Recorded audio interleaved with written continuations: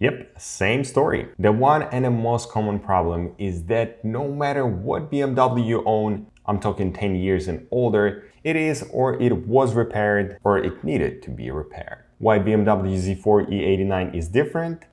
Due to impossibility of finding replacement parts, especially body and interior components. So today we'll remove non-removable and repair non-repairable. Sounds weird, right? But in real life, there are nothing that you cannot fix, whether you choose the easy or hard way of doing it. We are starting with the door handle. Since it's a non-removable part, in that case, I will show you how to remove it. The first is to remove the 4T27. One is under the handle, another 3 is along the retractable storage on the bottom.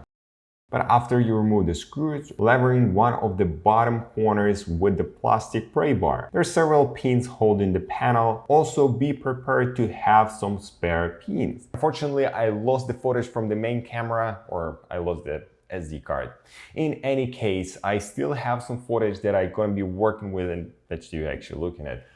But we'll try to make it happen and we'll try to explain as detailed as possible. In any case, drop me a comment below and I definitely going to respond to it. Now disconnect the harness from the window control panel and handle wire. At this point, we can start drilling the melted plastic rivets on the door armrest trim. What was needed to do is basically remove all of the rivets at this corner. If you've seen the video on my channel from the 3 series, that you have metal pins that is basically driven into the panel and you can pop them out and then put it back together. In this case, we're not going to be able to do that. It's just literally welds, and in that case, it was needed to undo or drill out some of those rivets. But if you guys are going to be doing something similar, I would suggest you to drill the hole right before you actually drill out the rivet, because as far as you start drilling out the rivet, the top is breaks and you have lots of material left to work with, and then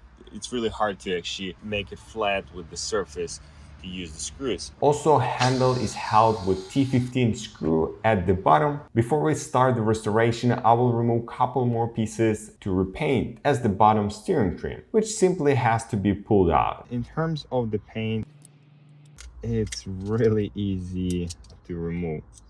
I didn't really start with the right place, but as you can see, it just blasts to remove it. So the best idea is to slice a little at the bottom right here and kind of light it until you're gonna slice that metal paint.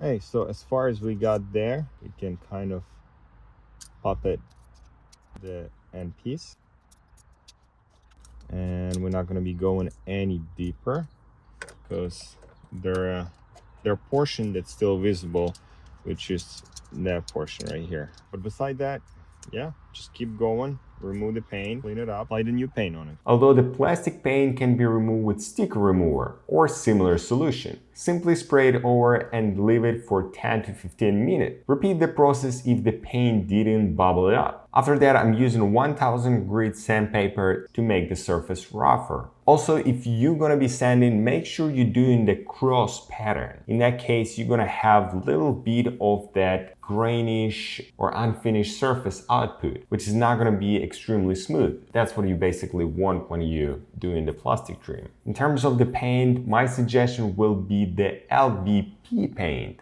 In the particular case, I have the charcoal black. Although it's sanded, because there was a couple cracks, so the paint worked as a filler. I don't know, I'll try to put another layer or 2 layers.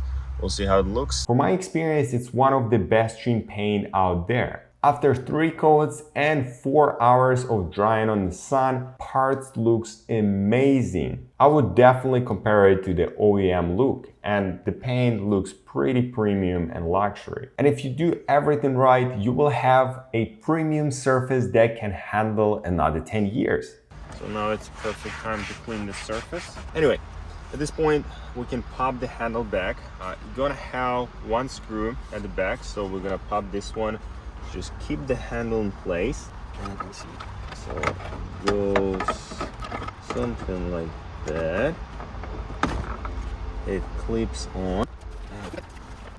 There's also a clamp, so we gotta make sure that is locked on. Very last thing that left, it's the rivets itself. So the procedure is gonna be the same with every single pin. Let's get to this one, since that one is gonna be more visible. I drill it as much as I could, and for example, that one, I just slice in a little bit with blade, and as far as I can, it's pretty flat, so we're gonna be working with that one right now. I was thinking to heating the screws, but those are zips, and in meanwhile it's going to be drilling and making the pass for itself inside of that plastic. So I'm not scared about it, that it's not, or it's going to crack something or whatever. I also have tiny washer, and definitely better if we're gonna be using the screwdriver.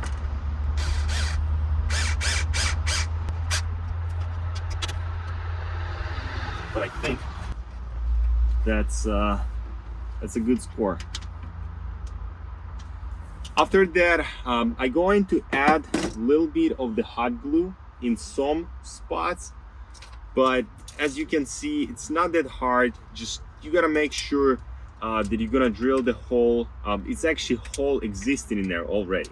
You just gotta make it happen that is in the center whenever you're gonna take the head off of that rivet. Thank you for watching. Don't forget to press the subscribe button, because the next video will be about buttons restoration without paint, and we're going to be using something different, something really interesting. For even more detailed video of the trim restoration on an E92 body, actually check out this video right here, which is insane, like what basically regular LVP paint can do to it. And for start stop button, matte black looks insane. Check it out, this video right here is also pretty cool.